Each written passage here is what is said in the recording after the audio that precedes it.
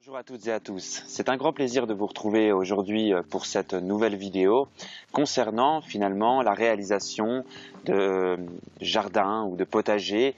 lorsque l'on est sur des petits espaces. Alors, petits espaces, ça me fait surtout penser, et je vais m'intéresser surtout dans cette vidéo, aux personnes qui sont en ville, qui vivent en ville et qui n'ont malheureusement quasiment jamais la chance d'avoir un jardin attenant à leur maison. Bien souvent, au meilleur des cas, on va avoir un petit balcon, mais on n'aura pas de jardin. Donc c'est vrai que souvent, eh bien, on se dit, bah mince, moi je suis tributaire, je ne peux pas cultiver. Alors que, eh bien si, c'est tout à fait possible. On peut déjà dans un premier temps eh bien, se renseigner auprès de la mairie parce que il y a de plus en plus de jardins partagés qui se créent. Donc ce sont des zones où il y a de l'herbe et donc ces zones, ces parcs en fait entre guillemets sont subdivisés pour pouvoir réaliser des tout petits bouts de jardin qui serviront justement à être partagés et où chacun va pouvoir jardiner. Une manière que je trouve hyper intéressante puisque bon, bien que ce soit pas juste à côté de chez nous et que souvent il faut quand même qu'on se déplace, que soit on prenne le vélo ou la voiture pour rejoindre cette zone de jardin partagé, mais en attendant on va y gagner sur plein de plans parce que généralement il y a déjà plusieurs personnes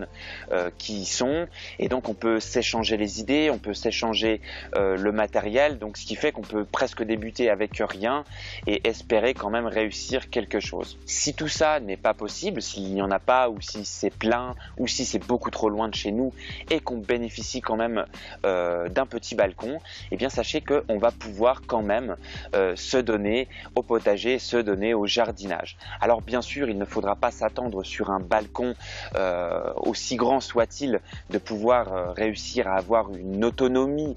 complète au niveau alimentaire, surtout si on est une famille de 3 à 4 personnes.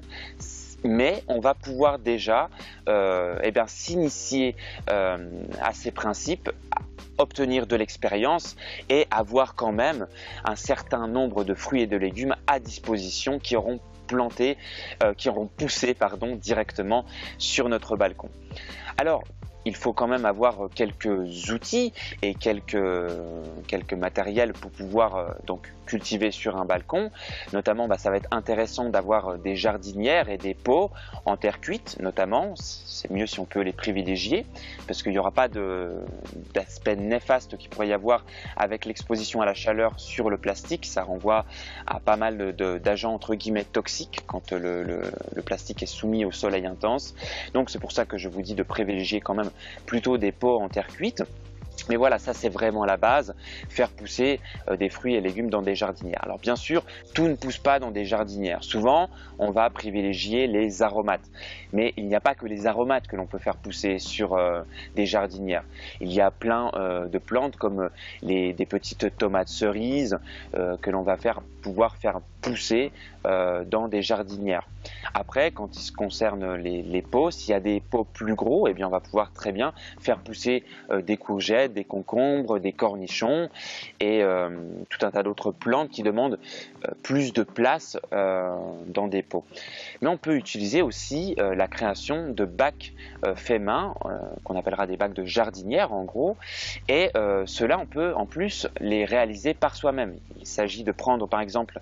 des palettes qui ne nous coûtent rien et de les démonter, et avec ce que l'on va récupérer de ces palettes, eh bien on fabrique nous-mêmes des bacs de culture, et donc là vous allez vraiment pouvoir planter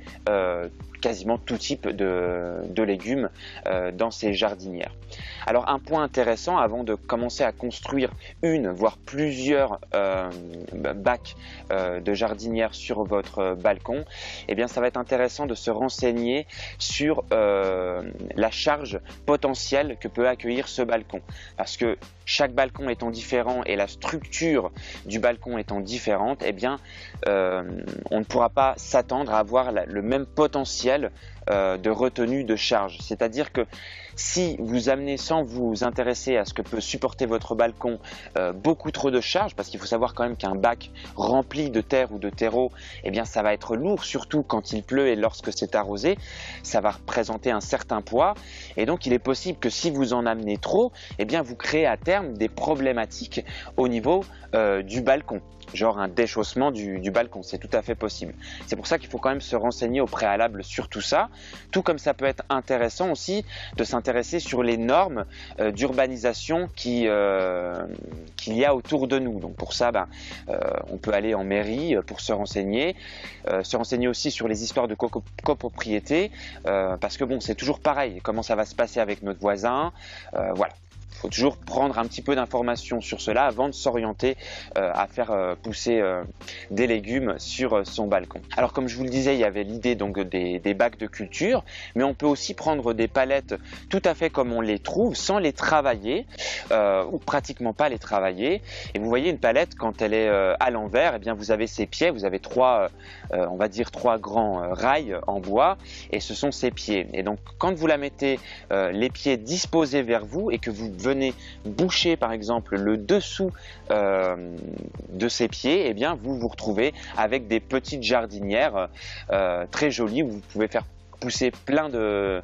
légumes comme par exemple des haricots qui vont se grimper et s'aider par exemple de la structure de la palette pour pousser, tout comme on pourrait faire pousser des fraisiers. Un autre truc intéressant, tout à l'heure je vous parlais des pots, il faut savoir que par exemple les tomates cerises, eh bien ce sont des plantes qui arrivent à pousser même la tête en bas, c'est-à-dire que si vous prenez des pots et que vous les accrochez à l'envers sur votre mur à l'aide d'un câble de fer par exemple, eh bien vous allez pouvoir vous permettre de faire pousser des tomates à l'envers. Alors bien sûr, il ne faut pas s'attendre à avoir la même production qu'un plant de tomates qui poussera en pleine terre. Mais ça va quand même marcher, ça nous donnera quand même des tomates et ça nous permettra d'optimiser la place que l'on aura sur notre balcon. Un autre truc intéressant aussi pour optimiser la place sur un balcon, c'est de plutôt que de faire pousser en largeur, donc on imagine le bac de tout à l'heure qui serait plus ou moins large, et bien là on va faire pareil, c'est possible avec du bois de récupération, des tout petits bacs sans fond. Enfin le premier aurait un fond, mais après on rajoute plein de petits bacs, pas très hauts, environ 30 cm, 30-40 cm de hauteur. Et puis dans le premier bac que l'on va concevoir, on vient par exemple planter une pomme de terre. Et dès que la pomme de terre va se mettre à pousser, qu'elle aura fait une petite ou une ou deux feuilles, eh bien on va remplir, on va venir à chaque fois buter avec de la terre et on va venir recouvrir en fait à chaque fois ce plant et venir rajouter à chaque fois un casier par-dessus rempli de terre et on attend à chaque fois que la plante pousse et dès qu'elle va ressortir de nouveau, eh bien on va reproduire la même opération, on recouvre de terre, on ramène un autre élément encore en bois par-dessus, puis on recouvre et on peut faire cela sur 4 à 5 hauteurs et on va s'apercevoir en fait que notre plant de pomme de terre va pousser dans toutes ces hauteurs et à la fin, donc une fois qu'on aura mis 4-5 hauteurs, on laissera donc ce plant de pomme de terre pousser jusqu'au bout.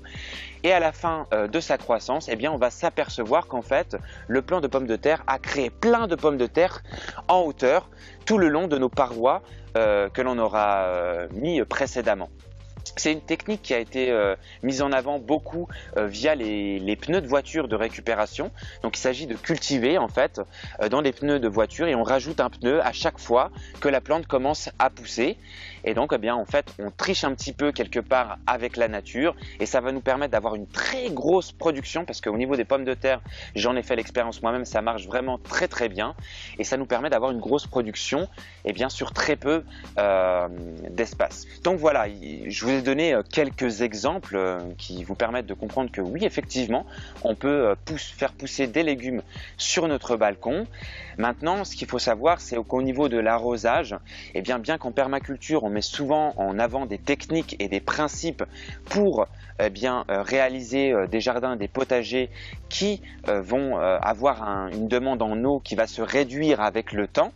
Et donc, on aura